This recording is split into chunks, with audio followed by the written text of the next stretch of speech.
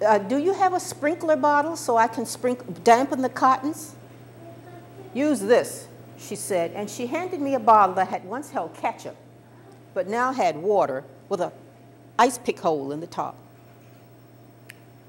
When the bottle was warm, she and the baby again disappeared down the hallway without another word. Well, I took the bottle and I dampened all of the cottons, including the sheets, and rolled them up and tucked them into one of the baskets and continued with the dry ironing. Well, little Mark got up and came over and stood watching me for a while. And then he said, "I want some orange juice." "Well, go tell your mother," I said. "But you're supposed to get it for me." "No, I'm not here to babysit. I'm only here to iron. Now go tell your mother." Well, obviously quite miffed, he turned away and did that little boy stomp down the hallway toward his mother. Well, in about 15 minutes, he returned, and he was now dressed in blue shorts and a red and white striped knit shirt. And he was dragging a cardboard box full of toys, which he dumped out on the living room floor. He picked out 4 or 5 little cars and trucks and started pushing them around, crashing them into each other, and then rolling on the floor and laughing out loud. His mother showed up a couple of times to shush him for fear he'd wake the baby, and once again, she totally ignored me. Well, at 12 o'clock, she came back into the kitchen to fix little Mark's lunch. She fed him and then sent him out into the backyard to play. As she passed by me with her tray, carrying her own lunch and a fresh baby bottle, she said, "Your lunch is on the counter," and went back down the hall again. Well, I turned off the iron and went into the kitchen. My lunch consisted of a slice of Velveeta cheese between 2 slices of Wonder Bread and a smidgen of mayonnaise and half a glass of chocolate milk. I stood at the counter and quickly devoured it so I could get back to the ironing because I wanted to get away from there before dark. Well, I went back to the ironing, and in about an hour, little Mark came in from outside, clearly bored, and he looked at me and he said, "I want some water." I said, "Go ask your mother." You see, I knew by now he was testing me. Well, he just turned away with a little pout and went back outside. About half an hour later, he was back again. He came and he stood and he just watched me for a while longer. And then he said, "Are you a nigger?" I was so startled by the question that I stopped the iron in midair and just stared at him. I wondered if he actually understood what he was asking. So after a pause, I simply said, "No," and I went right on with my ironing. He wouldn't let it go. "Well, my daddy said, Joyce is a nigger, so you must be a nigger too." Well, I looked at him and I said, "Well, your father is mistaken. He should have said, Mrs. Jackson is a Negro." "What's that?" "It's what you call people with brown skin, Negro. Now, can you say Negro?" "Negro. Good. Now you can tell your daddy how to say it." "And her name is Mrs. Jackson. And when she comes again, that's what you should call her, Mrs. Jackson." "Why?" "Because she's a grown-up.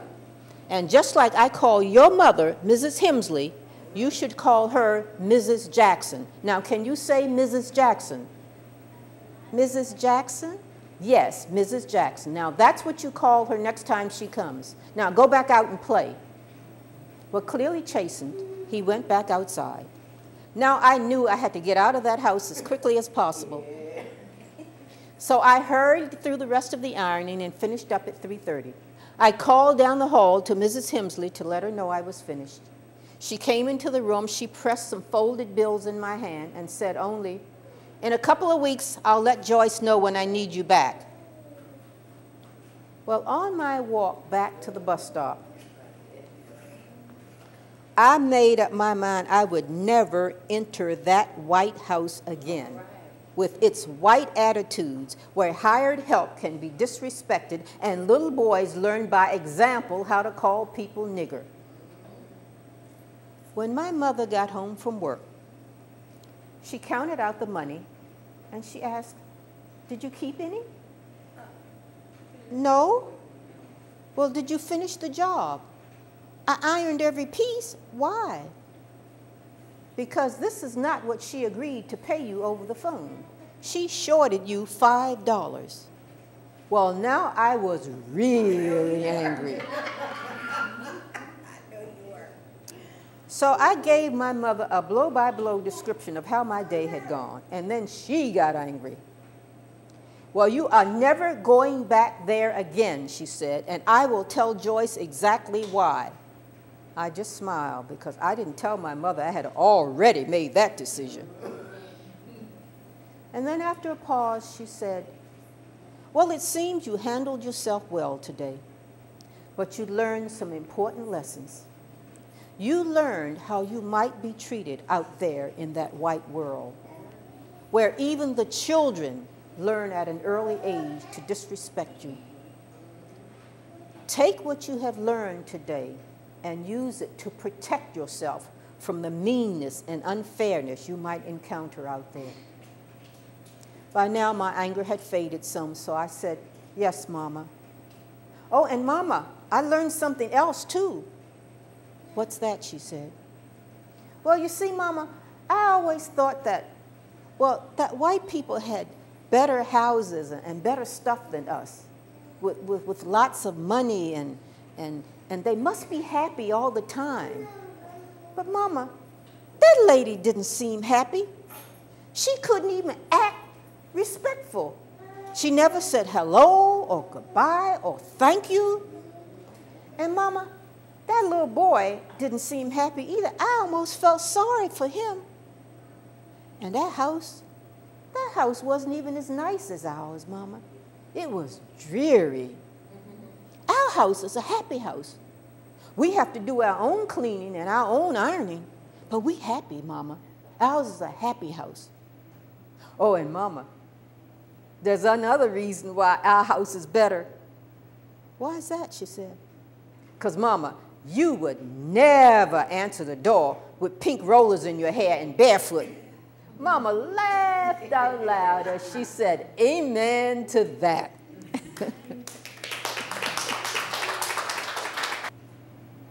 The bus bench. Now, my commute from Howard University home required a transfer from streetcar to bus. And the wait was usually 15 or 20 minutes. And I generally spent the time studying. Well, one day, as I sat there on the bus bench with a book open on my lap, studying, waiting for the bus, I noticed a little girl, about 3 years old, standing next to the knee of a young white woman who was reading a newspaper on an adjoining bench. She was a cute little girl. She must have been about maybe 3 years old, and she had on a purple jumpsuit with a matching purple ribbon tied around a top net of blonde curls.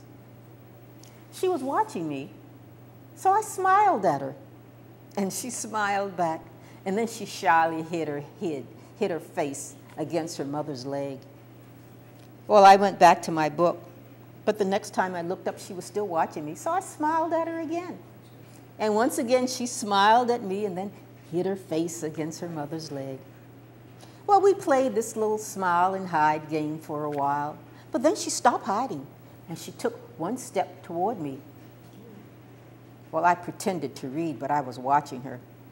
And she took another step, until finally she was standing next to my knee.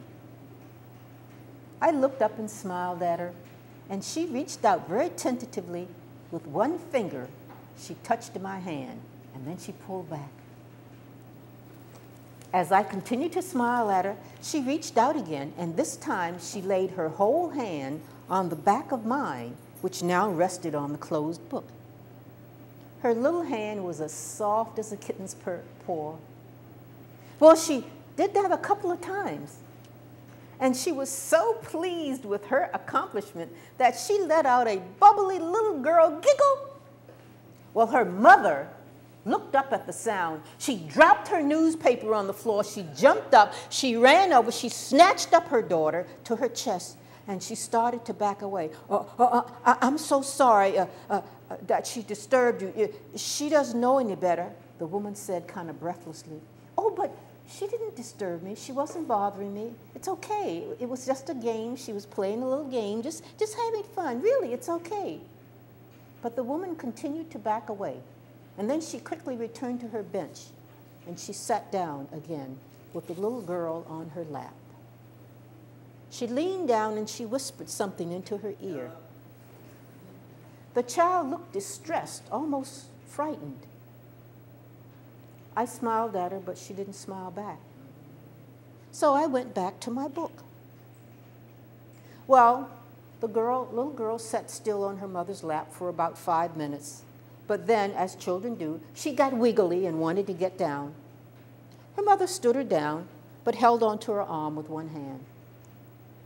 I smiled at her, and she smiled back, and she took one step in my direction. The mother snatched her back, picked her up, and set her down roughly on the bench next to her. And she leaned down and she whispered something in her ear again. The little child started to whimper. At first, I just felt sorry that the little girl had had her fun disrupted. But then I got angry. Because, you see, I knew that mother would not have acted nearly so forcefully if that little girl had wanted to touch the hand of a young white woman sitting on that bus bench. I couldn't help but know what lesson she had just taught that child. Just about that time, my bus arrived. And as I stood to board the bus, I smiled at the little girl one last time. She didn't smile back. She put her thumb in her mouth and laid her head against her mother's side. As the bus pulled away, my anger turned to sadness. For once again, I had been alerted as to my place in society. It was 1953. And the civil rights movement had swept across the South, but it had not yet reached Washington, D.C. I could only hope it would arrive in time to save that little girl, to save her from the adult attitudes that would leave her suspicious and apart from other people, to save her from the restrictions that would limit her friends to people who looked like her, to save her from growing up to be the kind of mother who would snatch up her own little child to protect her from touching the hand of a friendly black woman sitting on a bus bench.